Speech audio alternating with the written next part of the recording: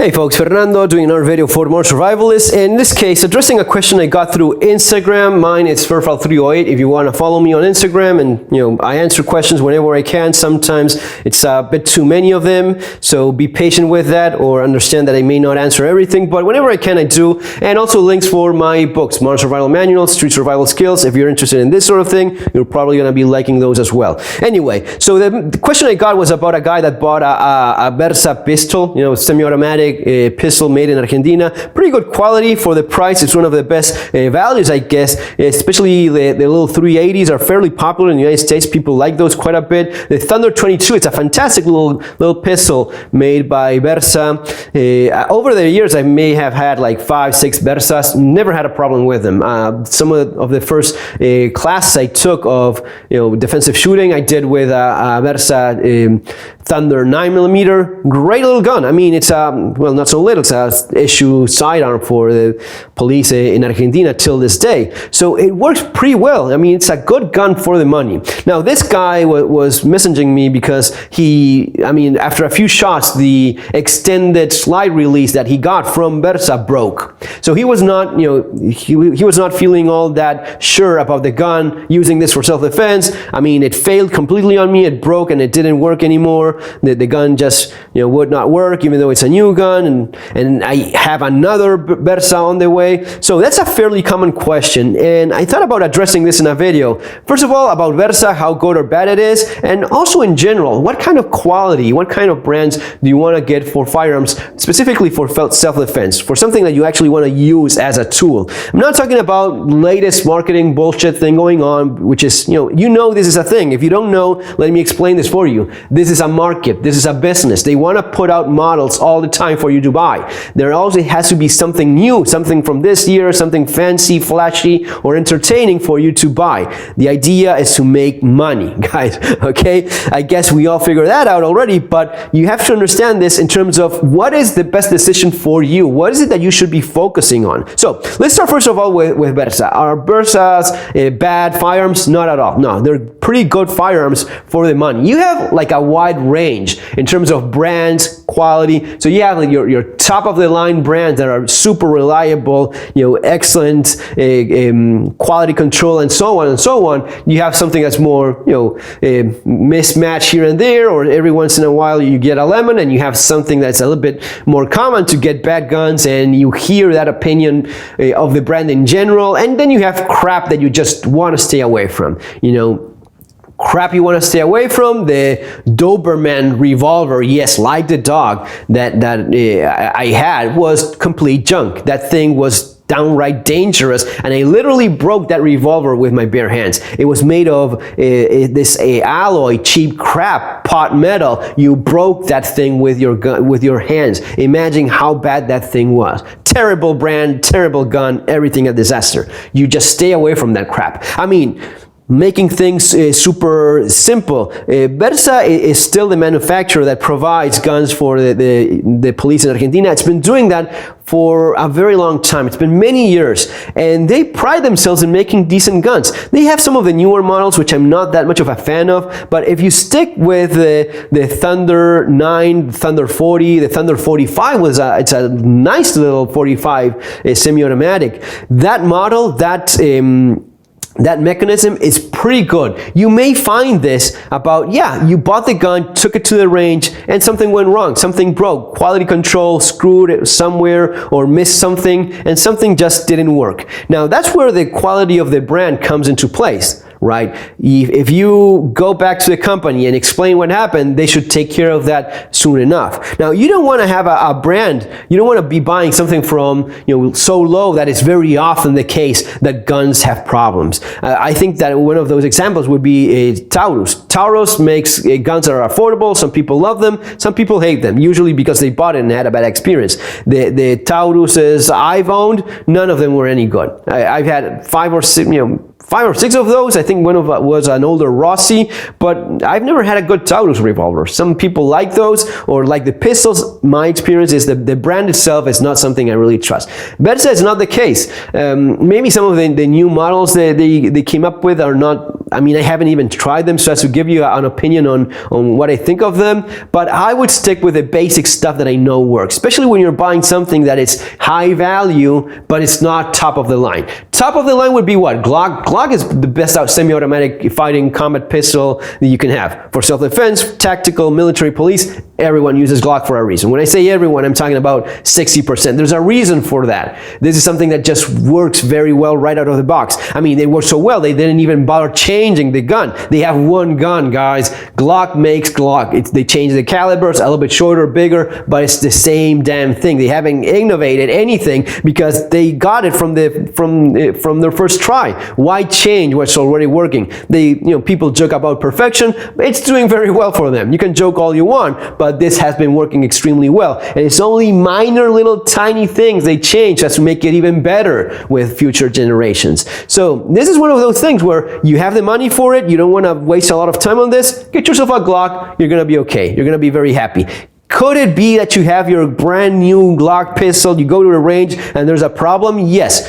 You know what? It is surprisingly low how many of those cases you see. And it's even more impressive given the amount of Glock pistols in the market. You should be seeing these things have problems all over the place, given how many of them there are. And that's still not the case. It's still extremely rare that you find people. And it's usually the case of they use crappy ammunition, they don't know how to shoot. I mean, one of the most common problems of malfunctions with a Glock is limp wristing. Limp wristing, they don't even hold the gun properly, and that's why it's not working well for them. But other than that, it's one of the brands that you can trust the most. It could still happen that you take the gun, try it, and something breaks, a pin, whatever, something just snaps because it just was not caught by quality control people, or it was impossible to tell that would happen.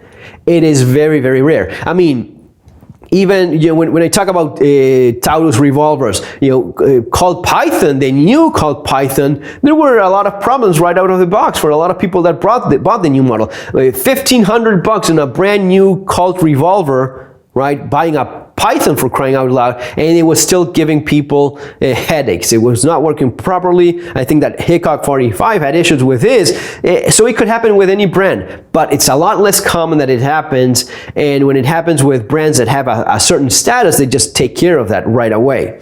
Okay, so having said that, yeah, if you have your Bursa 9mm, your 380 or your 22, you can pretty much be okay with that. You have an acceptable level without being top of the line. It is very rarely the case that people have problems, and when that does happen, usually the brand takes care of that quite well. Taurus experience in Latin America, the warranty, it's crap. You're going to be screwed if you have problems with your Taurus. Most often the case that it goes back to the factory, comes back still not working properly. I mean, I've had that happen myself with one of the Taurus revolvers that I had. So it's not something I recommend. It's not something I personally trust. I would go, if you have the money for it, try and keep things simple, go with the top of the line. If you can go with a Glock, go with the Glock. Other brands, Heckler and Koch makes fantastic guns. When they innovate, they do so very carefully, and it's something that's put in the market when it's been tried time and time and again. SIG used to be that, but with a P320, they obviously dropped the ball because they put out something that was not obviously tested to the standards that most people expected of SIG. Then people will tell you SIG it's not what it used to be, and I would place Glock and HK higher than SIG. Personal opinion, yours might be different, perfectly understandable. Keep in mind also, it's not about personal experience. We hear all that bullshit so many times. Personal experience, this and that. Look, if my personal experience with a Hudson shotgun is fantastic, that's just one sample, of the pool. You have to look at the entire community. It's a lot more important what others have experienced rather than yourself. Yours is only one experience. I can have one Glock, 2, 3, 5, or even 10. That just pales in comparison with millions of guns out there and the experiences those people have. So you go online, you check. For example, when I got my Hudson, I got it before because I had tried one doing a shotgun practical shooting class in UK. For all of you guys in UK that think you cannot own guns in UK, yes, you can own shotguns in UK. I did a practical shooting class over there, and I got a Hudson for it. I heard about the brand, never tried one myself, so when I got one, I said, okay, let's see how this goes. It was not ideal weather conditions, as it's usually the case over there, a little bit muddy, nothing too bad happened, but you could say that it was less than ideal weather conditions. The gun worked flawlessly. So my experience with that was very well. That, along with the opinion that I got from people online, other folks' experiences, I said, okay, I'll give it a try. For the money, yeah, absolutely. Got myself my Hudson Escort Ultra Short, and it's been working fine for me. Does this mean that Hudson is as good as Benelli? No, it's not. I have a Benelli M1. You cannot compare those two guns. The finer craftsmanship, the finishing job that they do, the details, this is a little bit sharper, this is a little bit more crude. Some of the, it's not finished to the same level, the same standard, but you're talking about, I mean, if you want to get yourself a Benelli M4, spend a couple $1,000, by all means do that. If you want to get a Hudson for $300 or $400, sure, go along and try it out, test it, and see what it's made of, and see how well it works for you. It's a good chance it's going to be working just fine for you.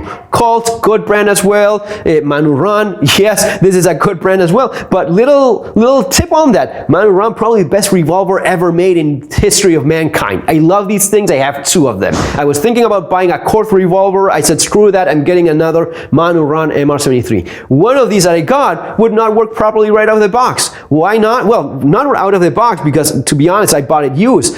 But the guy was using it for target shooting, and he had adjusted the trigger so as to only work in single action, right? So if you think, oh, guy, I got the best revolver, and yeah, but it may be the case that it didn't work because of that, or I could have bought it brand new from from Chapuis or Manuran back in the day, and if that screw was not set properly because the guy just gave it an extra turn, the thing would not have worked in double action. So it is an extremely fine firearm, but you still have to know what you're getting, how to use it properly. So my advice is, buy the best gun you can possibly buy, especially with this weird economic thing going on, which we don't know for sure where we're heading. But my advice is, look at the brand, look at the model. Buy the best brand you can afford and buy true and trusted models. Don't buy the latest bullshit they're putting out in the market so as to make a few more bucks. Buy the models that have been in the market for a very long time, tried, used by different forces, police, agencies, and you see that going on for years,